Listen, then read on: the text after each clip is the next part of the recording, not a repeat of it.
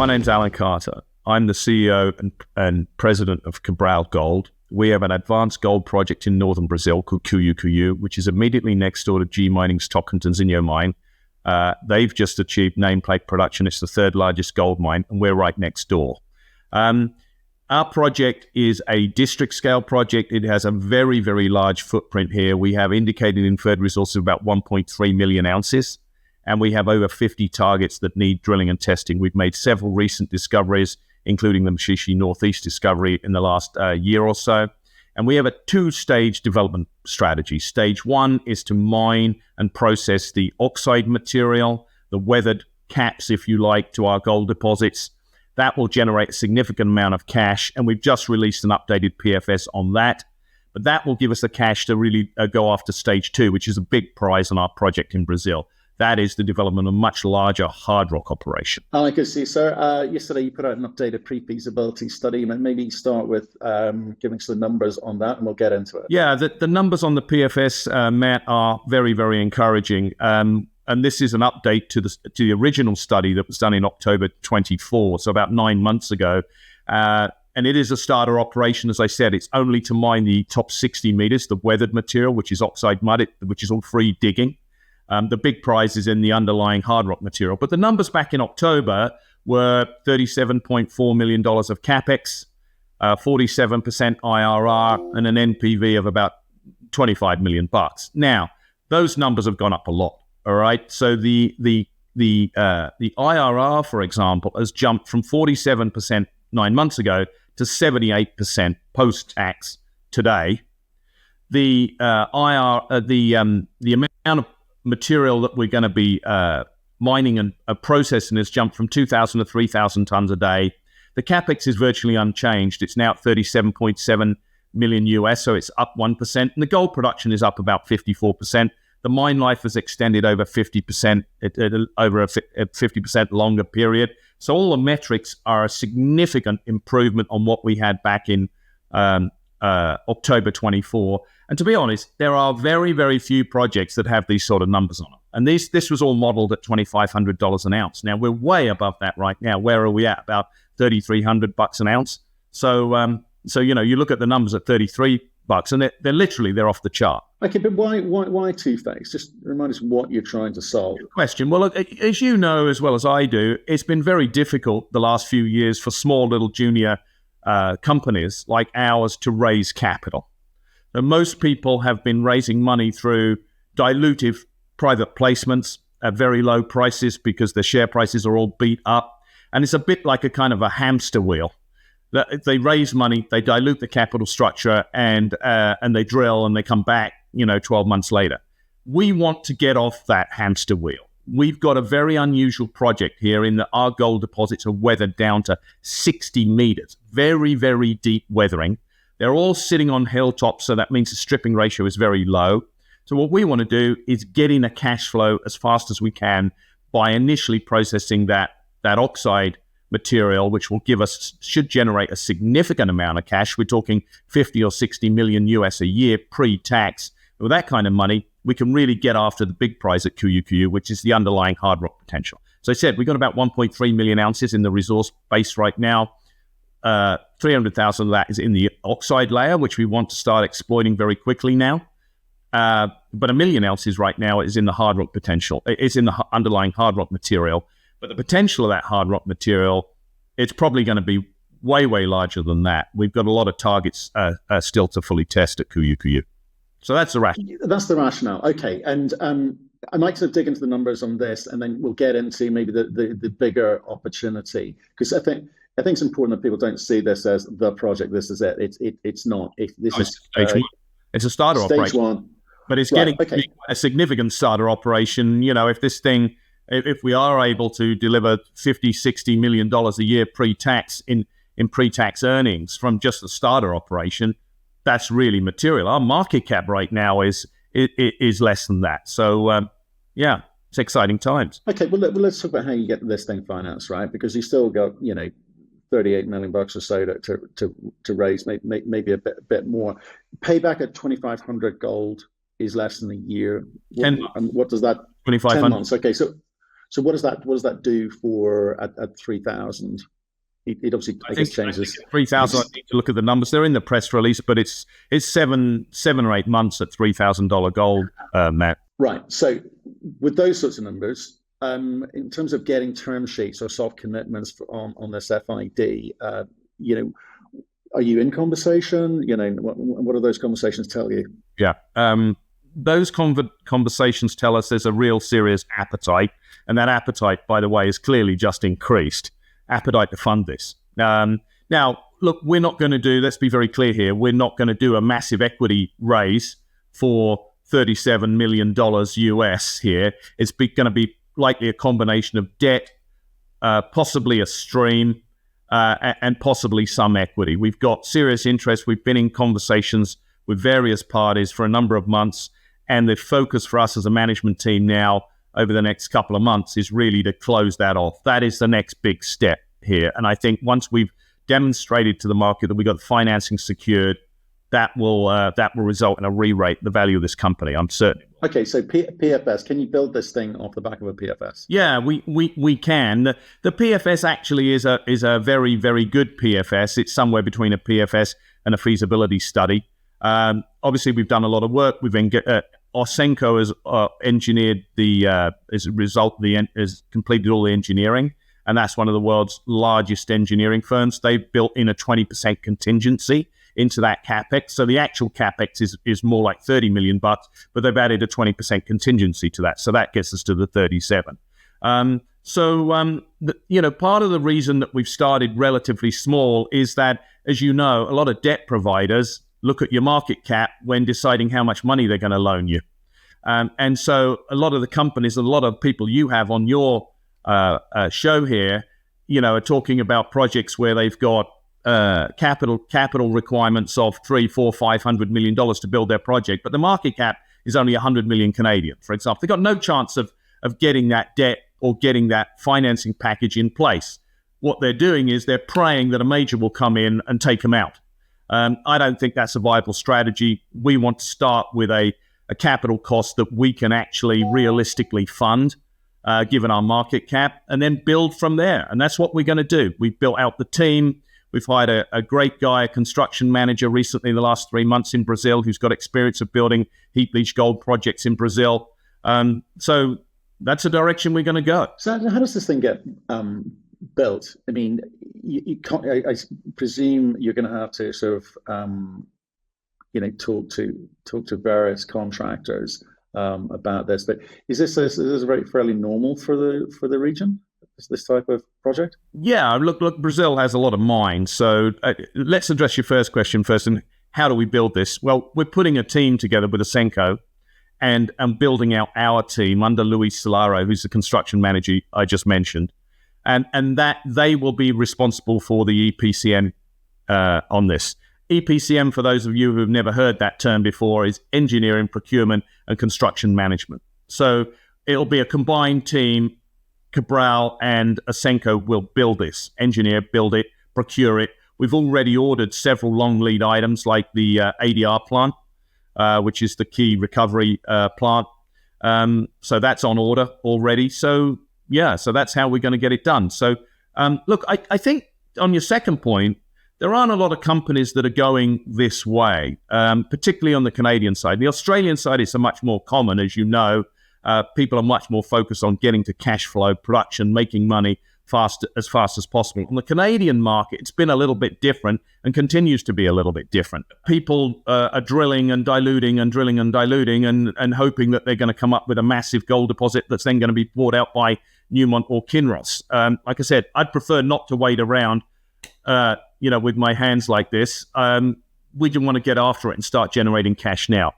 The project, as I said, is unusual. Not only do we have this very, very deep weathering profile, but we've got a district scale here, Matt. Look at some of the drill results we've been putting out in the last few months. I mean, we've been really, really spectacular drill results. And we've got several new discoveries that we need to drill off.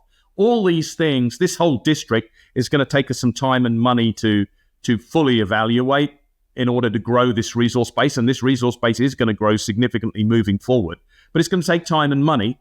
And this starter operation gives us a lot of money we can be very aggressive with the drilling of the underlying hard rock material. Right. Okay. Yeah. Very much is a market at the moment of show me the money. But so let's get back to how you get there. Ausenco, EPCM, great timing. How quickly do you get to FID? And what does that process build out time frame look like? And when do you kind of ramp that up into full nameplate capacity? We're hoping that we can have the financing secured within the next 2-3 months. And then we will make a construction decision once we've got the financing secured. So second half of this year, hopefully by the end of the third quarter, we will have the financing secured. Then we'll start construction. It's a 12-month build. So with a bit of luck, we should be in production the second half of next year. So it's pretty quick to build this. Now, there's no crushing or grinding required here because it's weathered material. It's basically mud. And on the mining side, obviously, we're not drilling and blasting. So it's basically excavators that are scooping up this material, digging it out. So that's one of the main reasons why the capital cost for this is so low.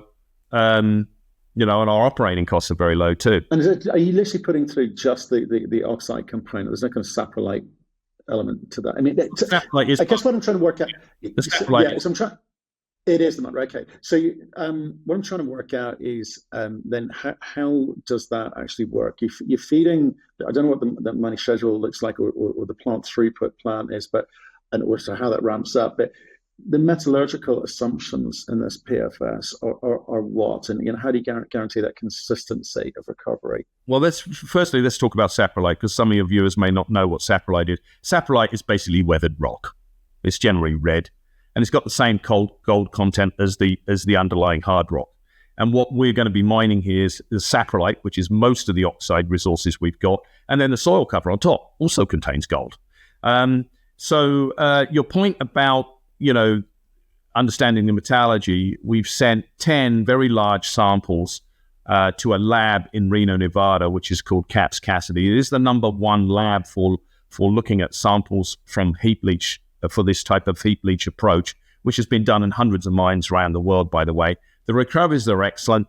The recovery that we've used in the updated PFS is 87%. So we should get 87% of the gold back in about 2 months. And we know that from the test work. As I said, we've done lots of different test work with the world's foremost lab on heap leaching. We're going to need to add a little bit of cement to this material so that we get pellets, so that there is porosity within these heaps. But it looks metallurgically it looks excellent. And of course, if there are any surprises, because some people will say, yeah, well, that's what happens in a lab. The real in the real environment, it will be somewhat different, and you may get lower recoveries. Well, we've had a lot of experts look at this, and a lot of people. This isn't just coming from us. This is not just from Ausenco. We've had all sorts of external consultants that tell us that, yeah, those recoveries are a reason. By the way, the 87% that we used in the study is a discount to what the results were in the lab, which were low to mid 90% recoveries. The other thing I would say on this is very important for people to realize is we're building on-off pads, Matt. Most heap leach operations are permanent pads. You stack the first layer, then you stack another layer on top, then another layer, et cetera, so that if you have any problems initially in the heap in terms of your porosity or permeability or something like that, you've got a big problem. We're using on-off pads, which means that we're stacking the material, we're leaving it there for 2 months, and then we're taking it away. And we've got 4 pads that will cycle. That material gets moved away to a spent ore pile, and then we start again. So if there are any issues with the metallurgy initially, and there may be, but if there are, we will design the next heap, which we'll build 2 months later, slightly differently. We may use slightly lower cement consumption, or we may blend different ore types or something else. So it's not the sort of fatal, if you do have issues with the recoveries, it's not the sort of fatal result that it would be if it was a permanent pad. Very, very important to realize that. And what other tools have you got in the box? And I'm thinking so specifically about, maybe sequencing of the ore extraction across MG Central and Machichie. Will that help? Would you need to do that, or is it fairly homogeneous? Yeah, look, we've got 3 deposits that we're going to be mining initially. In fact, there's 2 more that we haven't included in this PFS because they need more work. So there is if you look at the press release, there is a sequence. We start at MG because it's right next to the plant. Then we start taking material from Machichie, and then we go to Central, which is the one that's furthest away, 5 kilometers away from the plant. So yeah, we've thought about that. There's not a massive difference between the various deposits. They all leach extremely well. They all have very, very similar characteristics. So we're very optimistic that this material in real life will leach extremely well. And as I said, there is this ability with these on-off pads, because we're building a new pad every 2 months, that we can change what we're doing. So that risk is largely mitigated. Right. And so given that you've extended the life of mine to just over 6 years now, and maybe there's another couple of areas which are not included in this, that you will be extending this thing out. I think you're going initially with kind of contract mining model. Is there any part of you that thinks, well, if we keep extending the life of mine on this component, maybe bringing it in-house? Yeah, mostly. Save costs, presumably? Yeah. We've done a trade-off study. Right now, our view is that it would be best to start with contractors, and we'll see how that goes. But as we know more and more about the operation and how the material, how easy it is to mine this material, that is something that we may look at somewhat down the road. We won't be importing massive 100-ton Caterpillar trucks from the US. We'll be using, if we do that, we will be using locally made Randon trucks, which are very good in Brazil, probably 25-ton trucks. By the way, those are the sorts of trucks contractors will use too. So yeah, that is something that we've looked at carefully, Matt. Okay, and then in terms of the other trade-off studies, in terms of the rates and the number of pads that you're using, is there optionality later on if you've got the space to do it to increase? Exactly, good question. The PFS, as I said, we're going to be using 4 pads for this, so they will continually cycle. It's actually a 120-day cycle, 30 days to stack, 60 days to leach, and 30 days to remove the spent material, and then they start again. So every pad will basically get utilized 3 times a year. So these things are continually cycling. There is in the layout, in the updated PFS, space to add a 5th pad. And that could be done very, very cheaply. So by adding a 5th pad, you obviously increase the capacity 20%. The other thing I would say in terms of, optionality going forward, there is a suggestion from the bulk samples that we've sent to the lab that there could be quite a lot more gold in this oxide material, this saprolite and soil material, than we're getting from the drill results. Obviously, with the drill results, you actually only have a small sample. You're only in the fire assay results are all on 30 to 50 grams. That's standard across our industry. But with a column, you're leaching hundreds of kilos of material, and we're getting more gold back than we expected. And so there could be a very positive result in terms of the recoveries in the heap. And is there a kind of team that's kind of looking out for more of these oxides? Like I know what you're after, and I know what the big picture is, but this as a cash generative mechanism for the company to self-fund its expansion work, its exploration work, I should say. Have you got teams looking for more of these oxide blankets? Because you've got a big land package out there. Yeah, we do. Yeah, we've got a very good and very effective exploration team. As I said, there are 2 more deposits. Only one has got a resource on it right now, but there is another one, which are not included in the PFS. I think as the project progresses, we'll find a lot more oxide material will come into the mine plan, because there's a lot of inferred material here that's not currently in the mine plan. It will be upgraded as we get more infill drilling at the existing 3 deposits. So Machichie, Machichie Central and MG. I think we will add a lot of ounces moving forward. But PDM looks like it's a significant 4th blanket. We know there's a small resource right there now. That's going to grow. We're drilling there right now, both on the oxide material and on the underlying hard rock material, by the way. And then this Jeramoon-Sema area where we've got some very, very good drill holes and trenches in the oxide material, I think will be the 5th one. Beyond that, I can see the potential for 2 more. So, but it's early days. So, look, I think once we get up and running on this thing is just going to keep going. And we may decide to expand it, Matt. So instead of producing 25,000 ounces a year, we may increase that to 35, 40,000 ounces. As I said, if it maintains the same sort of margin and the gold price stays the same, that we're going to be making $100 million a year, not 50 or 60. So it's quite exciting. There is definitely a lot more of this oxide mineralization at Cuiu Cuiu, but it needs more drilling and it needs more work. Right. Okay. So the setup here, the build that that you'll need to undertake here, that looks like it could be fed for quite some time, and then I guess you're going to have to look at satellite type operations going to feed into it. But so therefore, when you do get into the hard rock development, once you presumably get there, that would be a kind of separate setup. You wouldn't kind of set up a kind of milling circuit off the back of this, would you? No, it'd be a separate plant. I mean, to process the hard rock material, you need crush and grinding circuit. You need to drill and blast that stuff. The beauty of starting the stage 1 operation that strips off the top 60 meters of oxide material is you pre-strip the underlying hard rock material. Now, what we could do right now is we could start scoping out this phase 2 on the 1 million ounces that we've got in the hard rock material. We think that 1 million ounces is going to be way larger than 1 million ounces. So we're drilling aggressively. We've got 3 rigs drilling right now aimed at expanding that hard rock resource, because obviously we don't want to be scoping something that in reality could be 2, 3, 5 million ounces. Right now it's 1 million ounces. So, we're going to focus on the oxide, but at the same time, in parallel, as I said, we are doing a lot of drilling in the underlying hard rock material to grow that global resource. Okay, and so in terms of your assumptions around, I guess, sustaining capital, right, for something like this, it sounds very simple.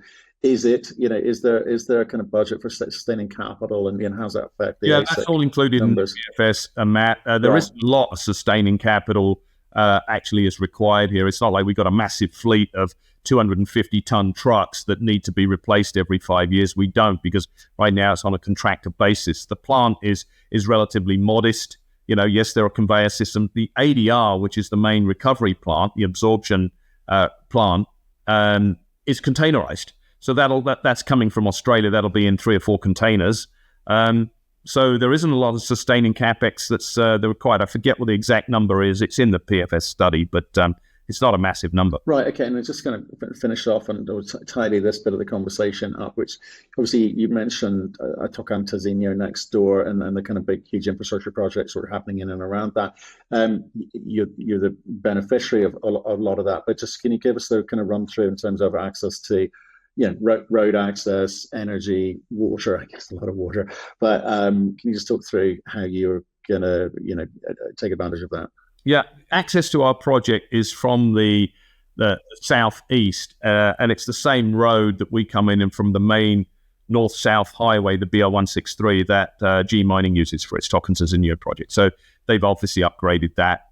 They built a very nice graded road to their project, and so we come in on that. It's the same. It's a municipal road, so we use that. Our road from their project is about another 50 or 60 kilometers, and so we've just upgraded that, not to the same level that they have right now, but obviously all that infrastructure improvement has helped us. And they've got a power line that they built, 200-kilometer long power line to their project. Again, that's municipal infrastructure. That's the power line is not owned by G Mining. It's owned by the power company. So that brings grid power to within about 20 kilometers of us. So in theory, that line could be extended. For this stage 1 operation, we don't need grid power. We've not got any massive crushers and ball mills and stuff that we need to power here. So we're going to use generators for the power for stage 1. Obviously, stage 2 will be a different thing. That will require grid power. But to get started with the starter operation, the power will be generated on site. Okay. So what I'm hearing at the moment is today's price is payback 7-8 months, generating cash of 50-ish initially and more as these things, satellite oxide blankets come in. Money in the next 3 months, or for funding for the build in the next 3 months or so. You'll have a bit more certainty on that. 12-month build, and then ramp up from there. Okay, understood. Now the big prize, phase 2, right? In terms of the work that you're doing at the moment, I imagine it's taking a little bit of a back seat to the PFS, but how are you getting after this? What do we know now? Because you put out some results earlier in the year, so we kind of get indicative of that perhaps there's a little bit higher grade than people realize. So maybe remind people of what you're seeing and then how you're going to get after it. Good question. The bulk of the 1.3 million ounces inferred and indicated in our current resource base is in the hard rock material, and the bulk of it is at the MG gold deposit and the central gold deposit.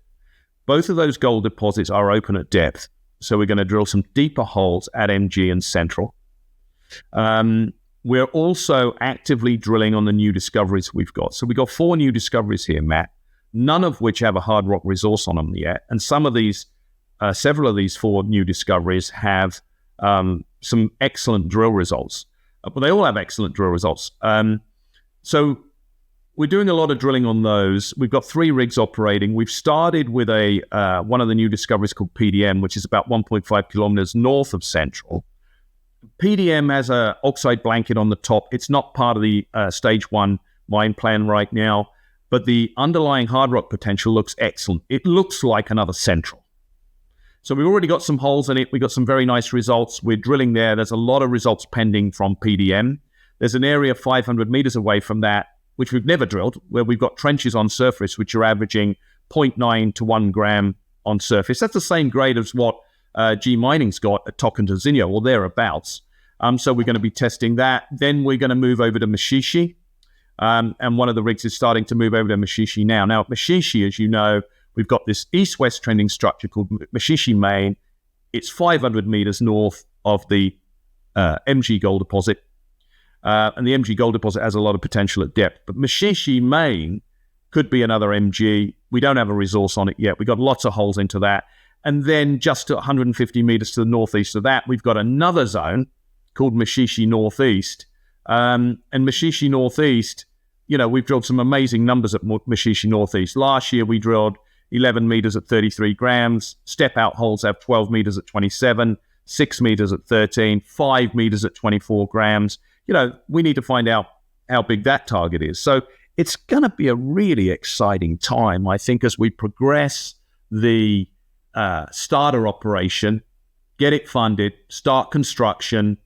At the same time, we got all this exploration drilling going on all these other deposits, so or these other discoveries. So yeah, there'll be a lot going on in the next few months. Okay, a lot of drilling, which is great. How much more drilling do you need to do? How much more geophysical, geochem, etc. do you need to do to kind of set yourself up to be able to kind of give us an updated district scale resource estimate? Well, I'd like to update the resource when it's above 2 to 2.5 million ounces. I think it'll keep growing because there are 50 targets beyond the ones I've just mentioned, where we've got some amazing results in trenches and amazing. We got boulder fields here. We don't know where the boulders have come from. We've probably got about 10 or 12 different boulder fields. Some of these boulder fields are averaging 90 grams a ton, Matt. We don't know where they're coming from. So, the next update on the global resource will be when it's grown significantly, and hopefully as a result of this current drill program, sometime next year we'll be in a position to update that resource. I can't make any promises because I don't know what the drill results are going to be, but that's the plan, to aggressively get after updating the global resource estimate here. So as I said, we've got 3 rigs drilling. Most of that effort is going towards the hard rock potential. But because the district is so big, Matt, it's just going to keep growing, right? And if anybody really wants to look at the potential of our project, have a look at the results, the exploration results in the MD&A from G Mining, compare those in the MD&A with Cabral. These guys are great operators, but their exploration potential is not comparable with the potential that we have. So, okay, you're going to get after aggressively now. So, if you're generating your own cash, you're going to maybe redefine what aggressive means, I suspect, for that. But with this kind of district, comes the, I guess, responsibility to say, well, we need to maybe put something which can hang together as a which can produce, because you're not going to, you can't explore everything Yeah. immediately. So, Yeah.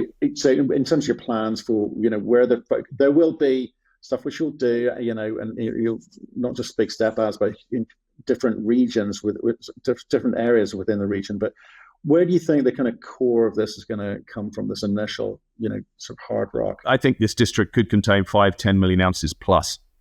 I really do, based on everything I know. And as you know, I was involved in the discovery of Tocantinzinho. I used to personally own the royalty in that project. So I know a little bit about this area. I think it will grow. It'll take some time to grow this resource. I think we would likely start scoping out stage 2, which is the development of hard rock resources here, when we hit 2, maybe 2.5 million ounces. That won't be the end of it. It's probably going to get a lot bigger than that, but I think we will start seriously contemplating a PEA, followed by a PFS, et cetera, when we get it to that sort of size, which is the same size as Tocantinzinho or thereabouts. So that's the plan here. So I think for anybody watching this, there should be no doubt that we will continue to aggressively drill from an exploration perspective aimed at increasing this global resource in parallel with advancing this starter operation. That's the message.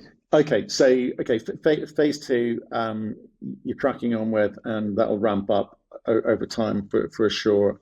And so, I'm saying phase 2 will be, it's something that's the kind of main prize. This phase 1 thing, just in terms of understanding anything else. I understand the financing, I understand the time frame of the financing, and probably even the kind of cost of capital for something like this, which, if you're generating those sorts of returns, is kind of a secondary concern.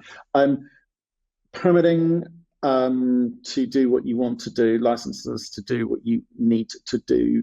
Where are you with that, and what's the sort of time frame for those things for phase 1? Look, we're permitted to build stage 1. We've got trial mining licenses in place that allow us to build the full-size plant. Now, those licenses right now have a maximum amount of ore you can mine per year, and that's at about that is 500,000 tons right now. The updated PFS contemplates us mining 1 million tons a year. So the idea here is to start with the trial mining licenses, get started, and then transition to the full mining licenses. Now, so the trial mining licenses are in place for 500,000 tons a year. We need, when we hit a full year's capacity, which will be 2027, by mid-27, we need the full mining licenses to click in, where we're not constrained by how much ore we can move.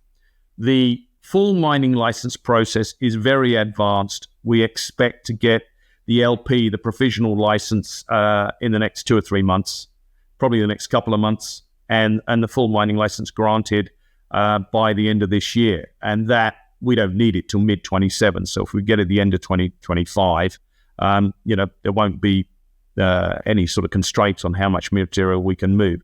We've got the same consultant permitting team that G Mining used for Tocantinzinho. So these guys really know the way around. They're ex-government agency guys. So, so we're in very good shape. We can start building this thing tomorrow. Okay, and is there an EIA process as well? Yep, there is an EIA, which is part of that LP, LI. There is a 3-stage process, as you know, on the environmental licensing side, which starts with an LP or a provisional license, and the LI is the installation license, so you're licensed to build. We've got the LP and LI in place on the trial mining licenses. The third step is the operating license, which you never get until you're sort of like midway through the build. You can't even apply for it until you're midway through your build. So the EIA has been analysed from the full mining license right now, and we've had fantastic ready on it. Okay, and obviously community support and work, consultation with them. Is there anything sort of within the trial license or even the full license that, with regards to community development obligations, maybe obligations is a terrible word to use, things that you're going to be doing? Yeah, there are. We've already done a lot. Look, the principal reason we're doing this is to create shareholder value for our shareholders. But a very, very important reason for me and for this management team is to actually lift the communities up which are impacted by what we want to do here. And there is a small village here. It's not an indigenous village, but it's a village of about 350 people that was founded 40 years ago, during the gold rush. We've done quite a lot in that community, Matt. We've built a health post.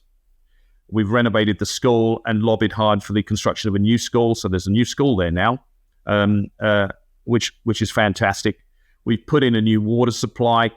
So the village now has piped water to all the houses all year round. That wasn't the case before we arrived. We pick up all the garbage. We gave them all a big oil drum that sits out front of there. It's not very pretty, but it's a lot prettier than it was when there was rubbish just all over the place. So we pick up all the garbage from all the houses. We've done quite a lot. I mean, I'm really proud of the impact that we've had on the community, but we want to do a lot more. So we've got all sorts of plans in place. But, I was at the new school a couple of months ago, and they've got this fantastic computer lab there, which the teachers are telling us, everybody's telling us, is like the best in the whole region. And this is a small little village, a long way from anywhere. It's the best in the whole region. When we first arrived there, the school didn't have air conditioning. Not only did the kids not have any computers, the teachers didn't have any. So, we're always looking for ways to sort of like have an impact in the community. We've been limited by what we've been able to do because we haven't been generating cash. We'll be able to do a lot more once we're in producing gold.